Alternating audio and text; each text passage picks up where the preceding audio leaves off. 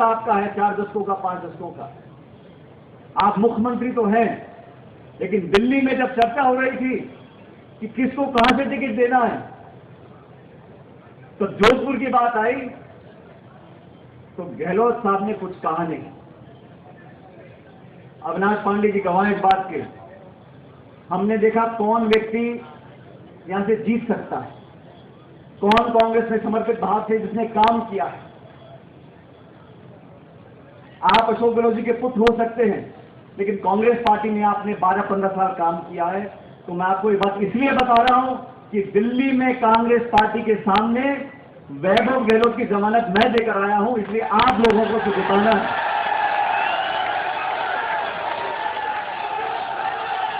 ये चुनाव और इसी को देखते हुए राष्ट्रीय अध्यक्ष राहुल गांधी जी ने हमारी पार्टी का जो मैनिफेस्टो जारी किया है, जो जनता से हमने वादे किए हैं, वो वादे हैं जो आम जन के जीवन को प्रभावित करते हैं। भारतीय जनता पार्टी ने 5 साल में सत्ता में रहने के बाद कल जो घोषणा पत्र जारी किया है, उसमें भी 2022 में ये करेंगे, 2023 में ये करेंगे, लेकिन पिछले 5 साल का लेखा जोखा मोदी साहब को, अमित शाह जी को देना चाहिए था।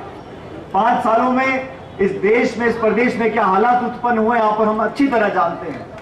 आज राजस्थान की जनता का मैं बहुत आभार प्रकट करना चाहता हूं कि 3 महीने पहले जो विधानसभा के चुनाव हुए, आप सबके आशीर्वाद से हमारी पार्टी जीती, कांग्रेस की सरकार बनी। उसमें जोधपुर लोकसभा क्षेत्र का, मारवाड़ का, सब लोगों का जो आशीर्वाद रहा, उसी की बदौलत आज हम सब लोग आपकी सेवा करने के लिए तैयार हुए हैं।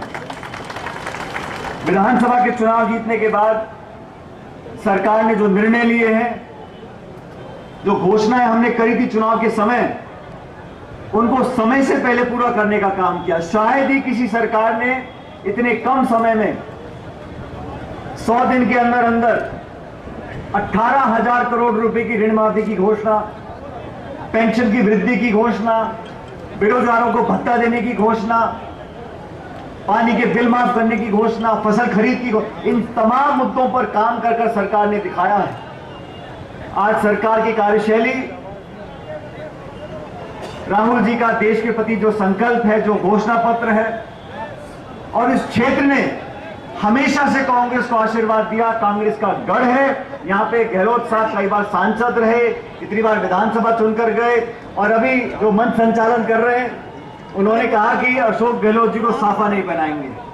तो मैंने भाई क्यों नहीं बनाएंगे? उन्होंने कहा साहब 8 विधानसभा क्षेत्र हैं, सबसे ज्यादा बहुमत अगर लाखों वोटों से सिर्फ इस विधानसभा से जीतेंगे, तब 2 साफे हम गहलोत साहब को पहनाएंगे।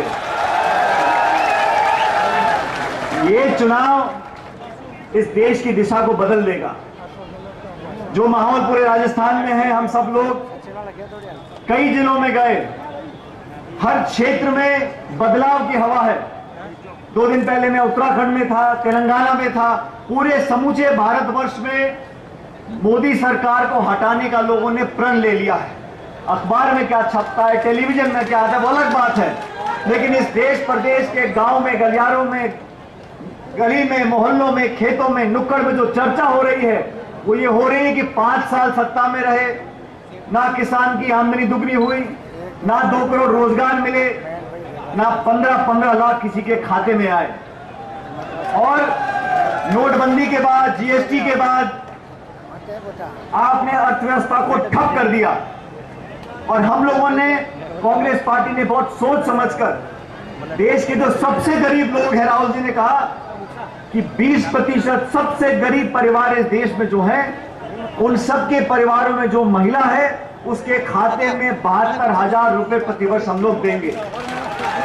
मुझे 72,000 की बात कर रही है, मोदी साहब ने 15 लाख कहा था। आप 20 लाख बोल दो, 25 लाख बोल दो। हमने कहा भाई अब झूठ वाली पार्टी नहीं है, जो हो सकता है वो ही बोलेंगे।